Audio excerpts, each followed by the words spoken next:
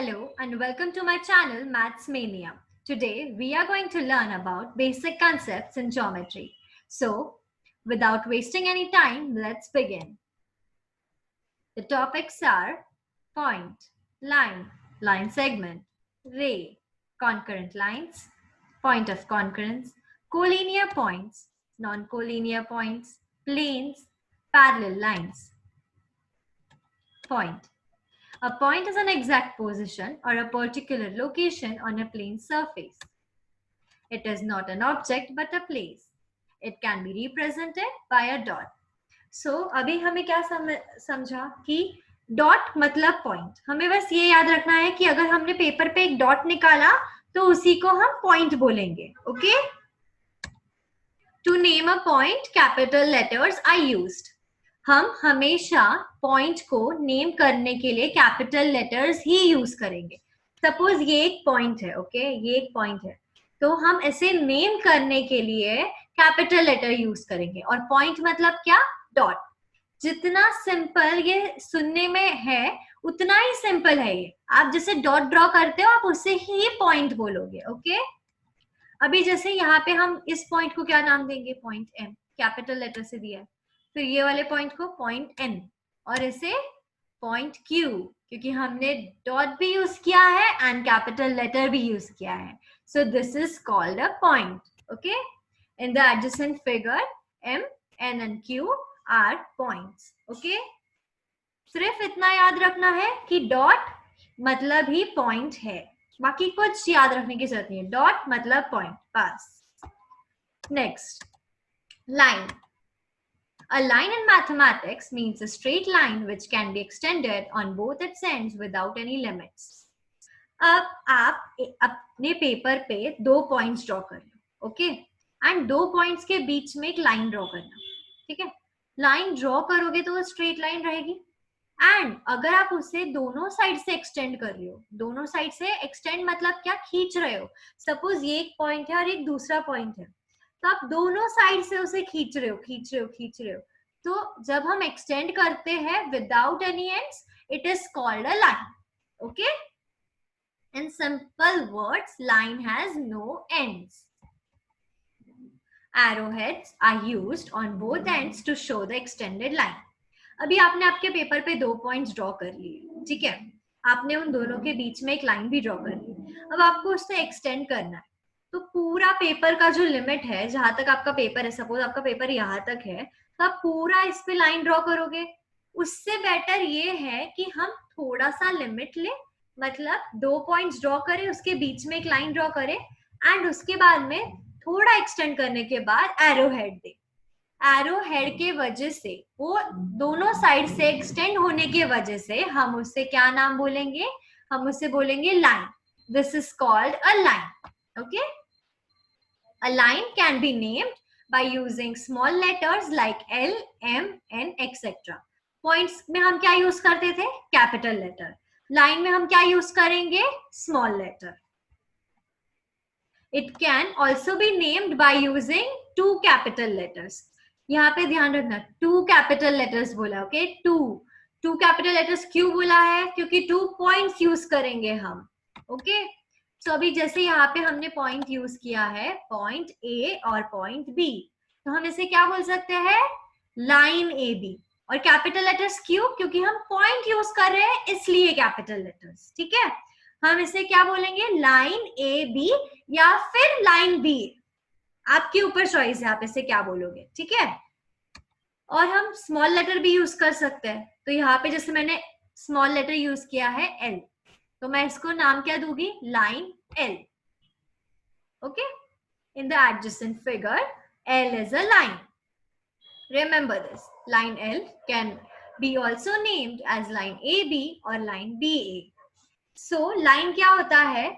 अगर हम लाइन को, अगर हम दो पॉइंट्स के बीच में एक स्ट्रेट लाइन ड्रॉ कर रहे हैं एंड उसे एक्सटेंड कर रहे हैं विथ अ एरो हेड, तो हम उसे क्या नाम देंगे? Line. That represents a line. Okay, दोनों तरफ से extend करना मतलब ही line. Okay, moving on to the next topic, line segment. Line segment is a part of a line whose ends are fixed. Now, what is this?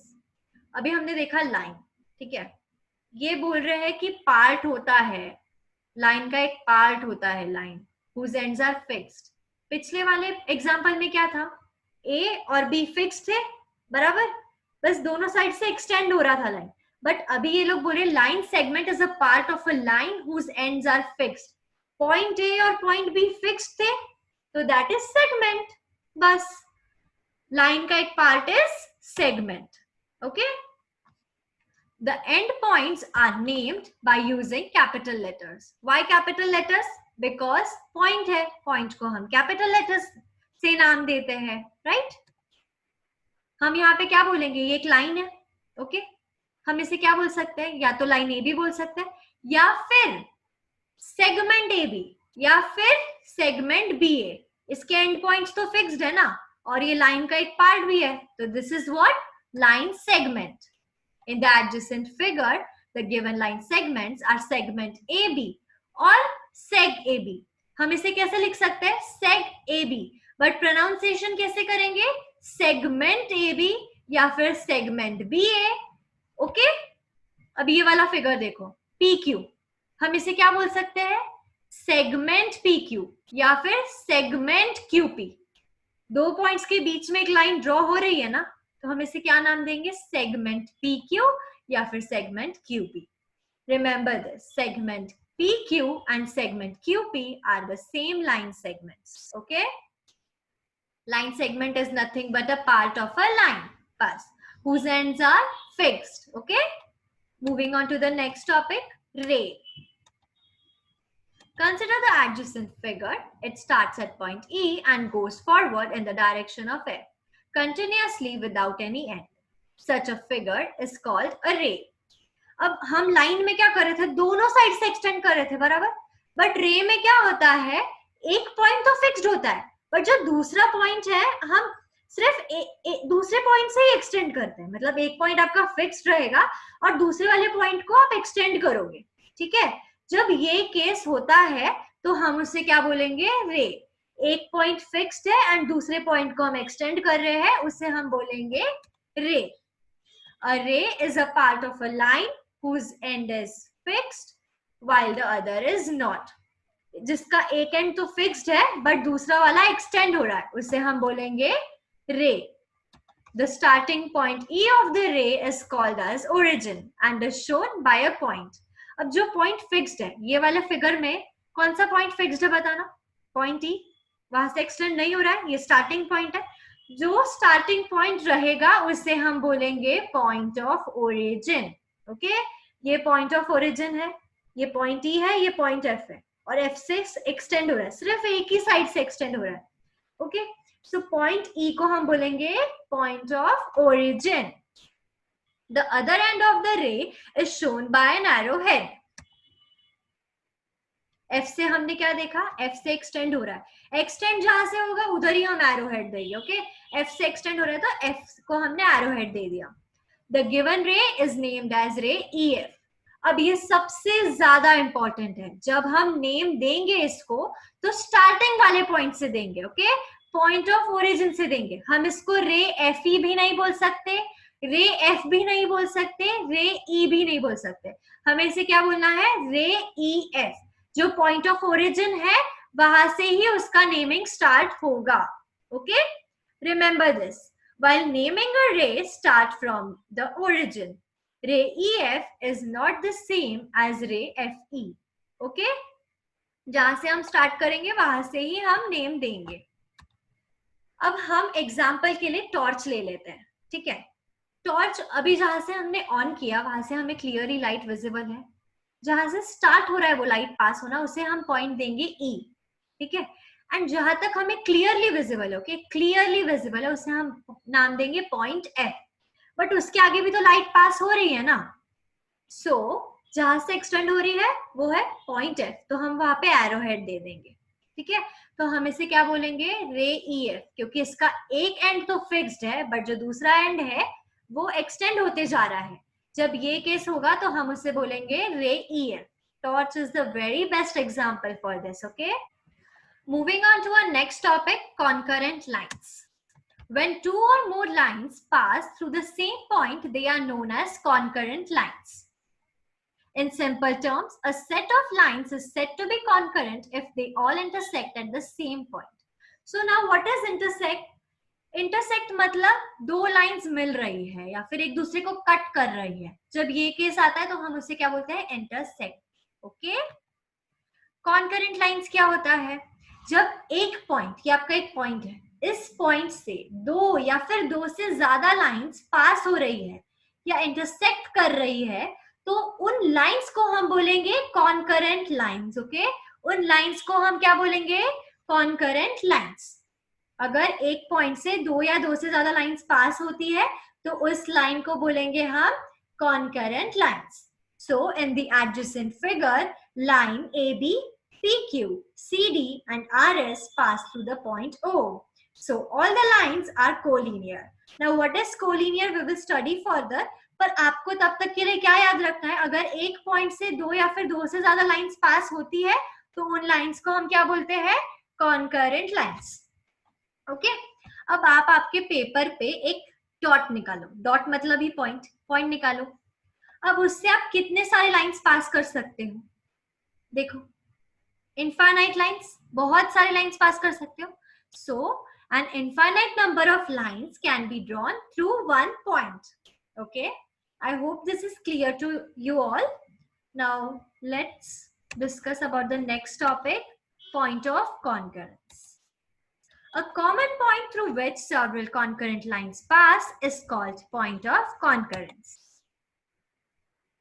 अब हमने क्या देखा था? Concurrent lines. कॉन्करेंट लाइंस क्या होते हैं? जिस पॉइंट से दो या फिर दो से ज्यादा लाइंस पास होती है उस लाइंस को हम बोलते हैं concurrent lines. Point of concurrence क्या हुआ? जिस पॉइंट से दो या दो से ज्यादा लाइंस पास हो रहे हैं, मतलब कॉन्करेंट लाइंस पास हो रहे हैं, तो उस पॉइंट को हम बोलेंगे पॉइंट ऑफ कॉन्करेंस. उस पॉइंट को हम क्या बोलेंगे?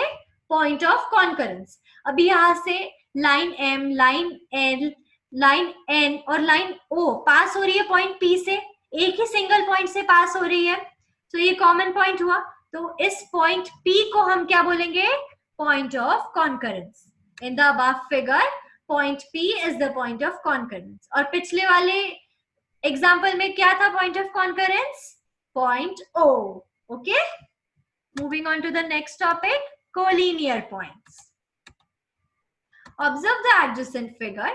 All the ants are walking in a straight line. Three or more points which lie on a single line are said to be collinear points. Okay. So collinear points क्या होता है? अगर तीन या फिर तीन से ज्यादा points एक ही लाइन में lie कर रहे हैं, एक ही लाइन के ऊपर अगर तीन या फिर तीन से ज्यादा points है, तो हम उन points को क्या बोलेंगे? collinear points. अभी ants को देखो, कितने ants है? 5. तीन से ज्यादा है, एक ही लाइन में है, तो हम अगर ये एंड एक पॉइंट होती तो हम इनको क्या बोलते हैं? Collinear points. इन सबको, ये सब पॉइंट्स को क्या बोलते हैं? Collinear points. Okay. Here if each end is considered as a point, all the ends are collinear. बराबर. एक ही लाइन में लाई कर रहे हैं और तीन या फिर तीन से ज्यादा है तो हम उसे बोलेंगे collinear points. In the adjacent figure, point A, B and C are collinear. बराबर. एक ही लाइन में तीन या फिर तीन से ज्यादा पॉइंट्स लाई करते तो हम इसे बोलते हैं कोलिनियर. तो यहाँ पे A, B और C एक ही लाइन में लाई कर रहे हैं, इसलिए हम इसे बोलेंगे collinear points. Okay. Now let's discuss about non collinear points. Points which do not lie on a same line are called non-collinear points. Points which do not lie on the same line are called non-collinear points. In the adjacent figure, points D, E and F are non-collinear points. अब ये भी एकदम easy है. Collinear तो क्या होता है? अगर तीन points एक साथ lie करते हैं एक ही line में तो हम उससे क्या बोलेंगे? Collinear. अब non-collinear में क्या होगा? अगर वो line पे lie नहीं कर रहे तो उसे हम क्या बोलेंगे? Non-collinear points. अभी E और F है, वो कोई line पे lie कर रहे हैं? नहीं, तो वो कौन से पॉइंट्स हुए? Non collinear points. Okay. Remember this, one and only one line can be drawn through any two distinct points. अब आपके पेपर पे दो पॉइंट्स ड्रॉ करो. दो डॉट्स ड्रॉ करो, उन दोनों को ज्वाइन करोगे तो कितनी लाइन बनेगी? उन दोनों को ज्वाइन करना है एक साथ, ओके? तो कितनी लाइन बनी? सिर्फ एक line, okay? So remember this, one and only one line can be drawn through any two distinct points. What are non-collinear points? Which do not lie on the same line. They are non-collinear, okay? Planes. In mathematics, any flat surface can be termed as a plane. Such flat surface is itself a part of an infinite surface. अभी book है, ठीक है? Book flat surface है. अगर flat surface है कोई, उसे ही हम प्लेन बोलेंगे. बुक का जो ऊपर वाला पोर्शन है अभी वो फ्लैट है, नीचे वाला भी फ्लैट होता है, तो उसे हम क्या बोलेंगे? प्लेन. क्यों? क्योंकि वो फ्लैट सरफेस है. फ्लैट सरफेस ही मतलब प्लेन. अब ये है टेबल, टेबल का ऊपर वाला पोर्शन पूरा फ्लैट सरफेस है, ठीक है? तो इसे हम क्या बोलेंगे? Plane. This is a playing card, ठीक है? इसे भी हम क्या बोलेंगे? प्लेन, क्योंकि that is a flat surface. Okay, now this is the cut piece of a tree trunk. ये भी फ्लैट सरफेस है, तो इसे भी हम क्या बोलेंगे? Plane. The surface mentioned in the above examples are all flat surfaces. Hence, they are a part of a plane. Okay? Flat surface he plane होता है, ये याद रखना है सिर्फ. Flat surface ही plane होता है. Arrows can be used to indicate the plane. And the arrows, however, are not necessary to be mentioned always. अब यहाँ पे ये फिगर में देखो, प्लेन को हमने एक्सटेंड किया है, बराबर? ठीक है, ये प्लेन को हमने एक्सटेंड किया है चारों साइड से, जैसे हम लाइन को एक्सटेंड करते थे. अगर हमने नहीं भी किया होता तो भी चलता, तो भी हम इसे प्लेन ही बोलते, पर हमारे सिंप्लिसिटी के लिए हम नहीं करते उसे एक्सटेंड. ओके, चारों साइड से उसे एक्सटेंड करने से बेटर है कि ना करो, क्योंकि प्लेन क्या होता है? एक फ्लैट सरफेस. सिर्फ ये याद रखना है, plane is a flat surface. Okay, next topic, parallel lines. Lines which lie in the same plane but do not intersect each other are called parallel lines. Intersect तो आपको पता चल ही गया है, जो लाइन एक दूसरे से नहीं मिलते हैं that is intersect. अब जो लाइन जाके जाके नहीं मिलने वाले हैं उसे हम क्या बोलेंगे? Parallel lines. यहाँ पे लाइन M और लाइन N देखो, आगे इसको एक्सटेंड भी किया हमने, तो मिलेंगे क्या? क्रॉस होंगे एक दूसरे को? नहीं होंगे, तो इसे हम क्या बोलेंगे? Parallel lines. Okay, parallel lines do not intersect even when they are extended at the ends. अगर हमने इसको दोनों साइड से खींचा, दोनों लाइंस को दोनों साइड से खींचा, आगे जाके फिर भी ये नहीं मिलते हैं, तो इन लाइंस को हम क्या बोलेंगे? Parallel lines. ओके, तो एग्जांपल के लिए देखते हैं. The horizontal bars of the window and the railway track are parallel to each other. Now see, horizontal bars है, ये जो विंडो के हॉरिजॉन्टल बार्स है, मिल रहे एक दूसरे को? कट कर रहे एक दूसरे को? नहीं कर रहे, तो हम इसे क्या बोलेंगे? They are parallel to each other. Okay, these lines are parallel to each other. ये रेलवे ट्रैक है, ये रेलवे ट्रैक स्ट्रेट है, पैरेलल है, आगे जाके इंटरसेक्ट नहीं हो रहा है, तो इसे हम बोलेंगे that this railway track is parallel to each other. Okay, so now हमने ये चैप्टर कंप्लीट कर लिया है, but you have to give this assignment test. But ये करने से पहले, असाइनमेंट टेस्ट देने से पहले हम एक बार रिवाइज कर लेते हैं हमने क्या क्या पढ़ा था. ओके, पहले हमने पढ़ा था पॉइंट. पॉइंट क्या होता है? एक डॉट, डॉट मतलब ही पॉइंट. फिर हमने पढ़ा लाइन.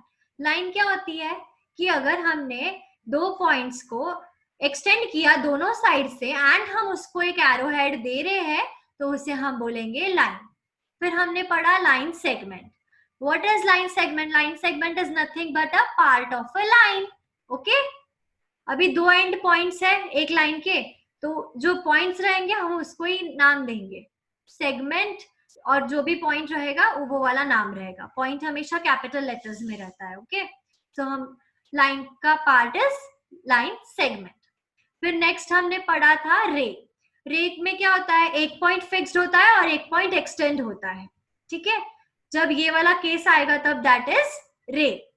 फिर नेक्स्ट हमने क्या पढ़ा था? Concurrent lines. So concurrent lines में क्या होता है?